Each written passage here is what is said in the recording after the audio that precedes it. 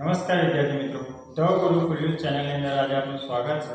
આજે આપણે ધોરણ 10 આંકડાશાસ્ત્ર ચેપ્ટરની અંદર સ્વાધ્યાય 13.3 નો બીજો દાખલો જોઈશું।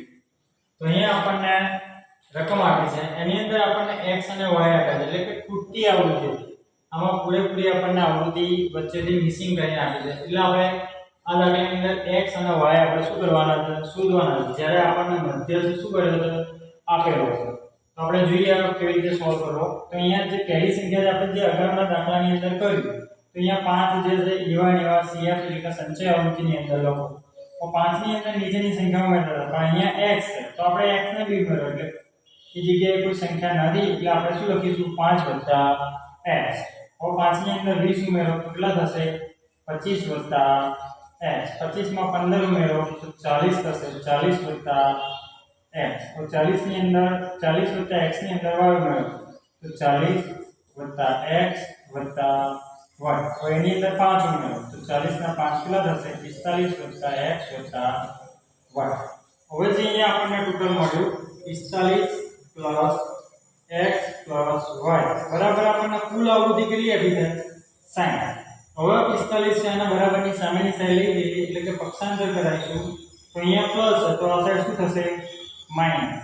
આ સાઈડ શું વધ્યું, તો x + y। 60 માંથી 45 બાદ કરીએ તો આપણને કેટલા મળશે, 15। તો x + y = 15, જેને આપણે સમીકરણ નંબર 1 કહીશું।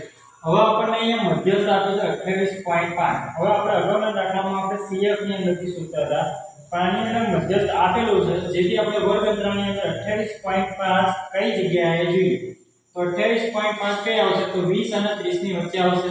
આપણે એને શું કરી દઈશું, ચોરસ બનાવી દઈશું। હવે આપણે f ની કિંમત, cf ની કિંમત, l ની કિંમત, s ની કિંમત અને એના સિવાય n/2 ની કિંમત।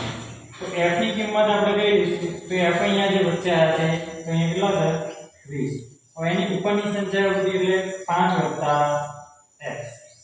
और l ની કિંમત તો અહીંયા 20 અને 30 આપેલા છે, એમાં 20 અગાડ છે એટલે l ની કિંમત 20। હવે h ની કિંમત 10 માંથી 0 જાય તો કેટલા આવશે, 10। હવે n/2 તો અહીંયા કુલ આવૃત્તિ આપણને કેટલી આપી છે, 60।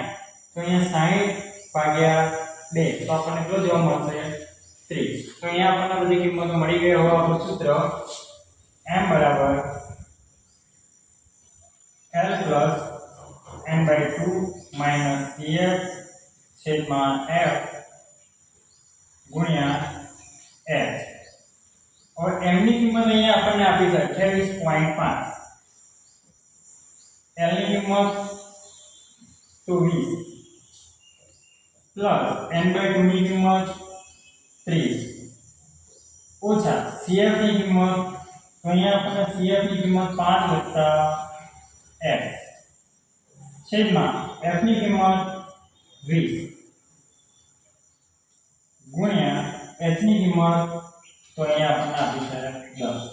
હવે અહીંયા શું કરવાનું, કિંમત મૂકી ગઈ પછી આ 20 ને આપણે પક્ષાંતર કરાવીશું એટલે બરાબરની આ સાઈડ લઈએ તો 28.5 નો લઈએ ત્યાં છે તો 28.5, આ સાઈડ 20 પ્લસ છે તો આ સાઈડ શું થશે, માઈનસ, બરાબર।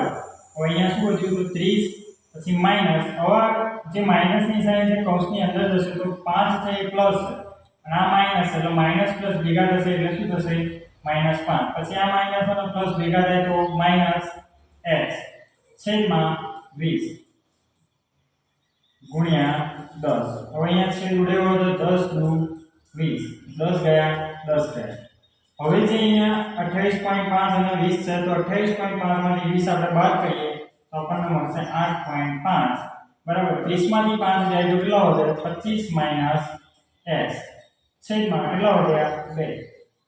હવે આ જે 2 છે એ ભાગાકારમાં છે, નીચે છેદમાં છે એટલે એના બરાબરની સામે લઈ જઈએ તો ક્યાં જશે, તો એ ગુણાકારમાં જશે। તો 8.5 ગુણ્યા આપણે કેટલા કરીશું, 2 બરાબર 25 - x। હવે 8.5 ગુણ્યા 2 કરીએ એટલે 8 × 16 અને 5 × 10 એટલે કેટલા થશે, 17। 17 બરાબર 25 - x। હવે 25 ને આપણે બરાબરની આ સાઈડ લાવીએ તો 17 - 25 બરાબર, હવે x આપી x જે છે એ લખીએ, પણ x ની આગળ નિશાની શાની છે, માઈનસ ની, કઈ નિશાની લખવી જરૂરી છે।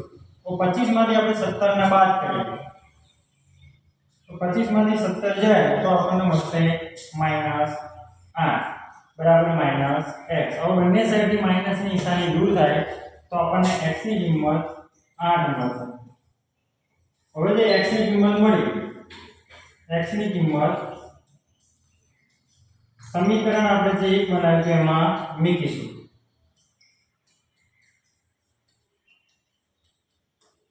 તો સમીકરણ એ શું છે?